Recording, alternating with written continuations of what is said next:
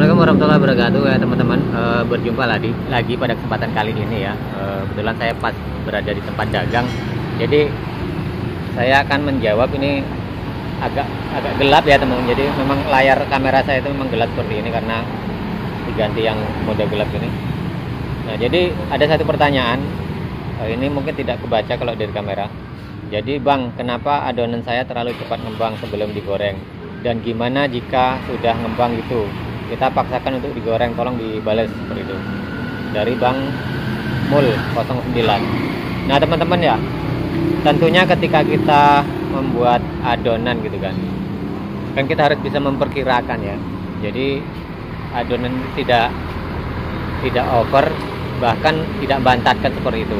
Jadi kalau kita sudah biasa, kita bisa mengatur temponya ya teman-teman. Artinya temponya itu dari mana? Yaitu dari pemberian ragi instannya teman-teman. Jadi ragi instan ya teman-teman, itu hal pokok dalam mengatur ritme ngembang atau tidaknya. Kadang saja kita atur seperti itu, ini masih saja terjadi over ngembang, artinya ngembang duluan. Nah ini kadang salah di ngadonnya juga bisa terjadi teman-teman. Bantat juga salah di ngadonnya, kan itu seperti itu. Nah solusinya bagaimana? Kita lihat ya teman-teman, jadi suasana ataupun cuaca di daerah kita itu seperti apa teman-teman ya. Di daerah kita seperti apa. Kalau di daerah-daerah dingin, otomatis kan kita memberi ragi instan itu kan lebih ya teman-teman, lebih banyak gitu kan. Beda dengan daerah-daerah kami yang seperti ini. Di sini kan daerahnya cuacanya panas teman-teman. Jadi ketika kita memberi ragi instan itu, saya standar aja teman-teman. Nah, pertanyaan tadi, kalau sudah ngembang bagaimana? Ya kita teruskan, itu sudah beresiko. Karena kalau sudah terlalu ngembang, hanya kalahnya kita itu dibentuk teman-teman. Jadi bentuk gorengan kita ataupun odading dan cakwe. Cakwe mungkin masih bisa diatur ya. Odading atau bolang-baling yang agak sedikit rumit ya. Jadi kalau udah over ngembang itu, ya nanti paling kalahnya dibentuk teman-teman. Jadi lanjutkan, tidak masalah karena itu hal yang biasa ya, seperti dalam usaha seperti kita ini kan seperti itu. Nah, bagaimana caranya nanti ketika hal itu tidak terjadi lagi? Yang sudah saya ceritakan tadi, kita kan mengukur dulu. Kita tuh tahu dulu daerah atau cuacanya di daerah kita masing-masing teman-teman. Kalau daerah saya kan daerah panas ini kan. Nah, ini saya memberinya sedikit pengembang. Jadi kan kita setiap hari ini sudah tahu kira-kira ngembang itu jam berapa yang stabilnya dan nanti opernya itu ke jam berapa. Jadi kan kita sudah tahu, itu karena kebiasaan kita teman. Contohnya nih, saya ketika memberi ragi instan ke adonan itu kan kalau 4 kilo ya, saya sudah memperkirakan 1 sendok itu saja sudah cepat banget ya teman. Sudah cepat, bahkan kalau bisa dikurangi. Tapi cuma berisiko lagi kalau cuaca hujan, ini habis hujan kayak gini, dia cuaca agak dingin, dia agak susah juga ngembangnya gitu kan. Tapi kalau cuaca panas, dia akan cepat lagi ngembang kan seperti itu. Nah, berbeda dengan cakwe. Kalau cakwe itu menurut saya kalau over ngembang itu tidak masalah karena dari bumbunya itu kan berbeda teman-teman. Di situ ada apa namanya? Ada bawang, garam, itu kan memang agak sedikit berat ya. Nah, kalau odading ini dia memang banyak bahan tambahan untuk memudahkan ngembangnya roti goreng ini sendiri. Seperti contohnya ya memang ada mentega, kemudian ada gula pasir, itu menambah loh teman-teman, yang menambah reaksi cepatnya ngembang ya ragi instan.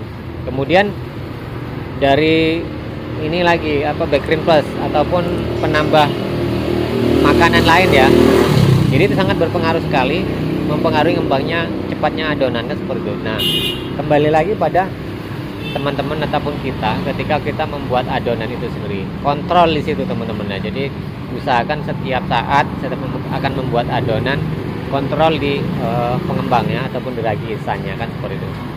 Nah, terus lagi ya teman-teman, lagi selain itu cara kita membuat adonan, sebanyak apapun pemberian ragi instan ke adonan kita, kalau teman-teman tidak memahami cara ngadon itu sendiri, itu bisa fatal ya, artinya tidak ngembang bisa terjadi.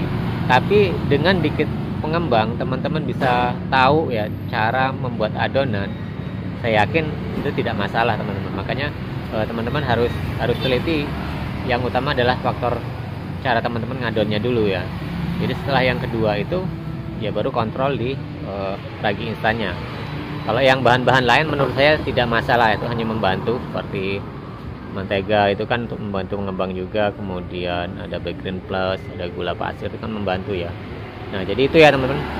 Kalau masalah kita harus dibuang kalau sudah koper, ya menurut saya janganlah, ya, sayang juga kan adonan sudah dibuat dan itu tidak mungkin juga.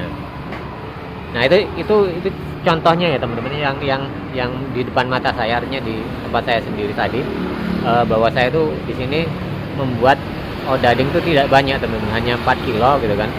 4 kilo saya kasih 1 sendok teman-teman, seperti itu ya. Dulu waktu saya membuat banyak, kayak membuat umpamanya ini membuat 1 karung ataupun 25 kilo gitu kan, dulu waktu zaman masih rame, tapi bukan di sini ya teman. Saya juga tidak terlalu banyak memberikan pengembang itu ya, paling cuma 3 sendok 4 sendok gitu udah itu 1 karung ya teman-teman. Tapi kita benar cara membuat adonnya. Kalau di sini saya cuma buat 8 teman-teman, cakwe 4, odading 4. Perlakuannya beda, artinya pemberian ragi instannya untuk cakwe itu lebih banyak, lebih kalau cakwe saya ngasihnya 2 sendok setengah makan ya teman-teman, sendok makan ya.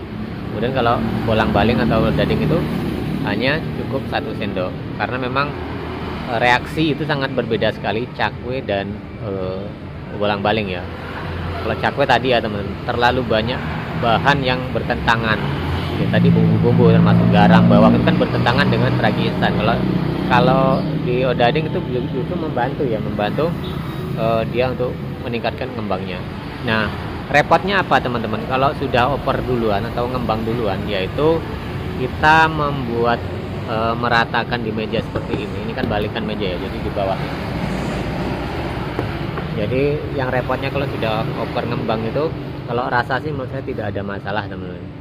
Yang pengaruhnya adalah ketika kita meratakan, itu juga sudah tidak, agak sedikit sulit ya bagi kita teman-teman ya. Kemudian ya secara bentuk ya, kita lihat secara hasilnya nanti bentuknya itu tidak memuaskan menurut kita, karena memang sudah sulit ngaturnya gitu kan. Tetapi jangan sampailah kalau kita itu dibuang kalau oper duluan, itu nggak masalah. Saya juga dulu sering terjadi seperti itu. Makanya sekarang itu kadang kalau saya membuat adonan itu saya kan usahakan ngembangnya itu kan di meja gini tuh. Jadi dalam beberapa waktu setelah diratakan, kemudian dipotong itu kan, dibelah potong. Nah itu dua belah ini pertama mungkin agak sedikit kurang mekar ya, kurang ngembang. Tapi yang kedua nanti, ketiga dan seterusnya semakin baik.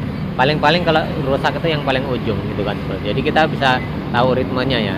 Jadi kalau kita membuat banyak ya kita kejar-kejaran sama api harnya gitu ya. Jadi penggorengan ya teman-teman. Nah itu ya teman-teman, intinya dari pertanyaan abangnya tadi, Bang Mul ya, adonan itu terlalu cepat ngembang ya, kalau untuk dibuang ya jangan seperti itu. Jadi terima kasih buat teman-teman semua yang selalu support ya channel saya ya. Jangan lupa untuk yang baru berkunjung untuk subscribe teman-teman ya, agar channel ini bisa berkembang, berbagi pengalaman. Dan terima kasih sekali lagi, kita berjumpa lagi di tayangan-tayangan dan video berikutnya.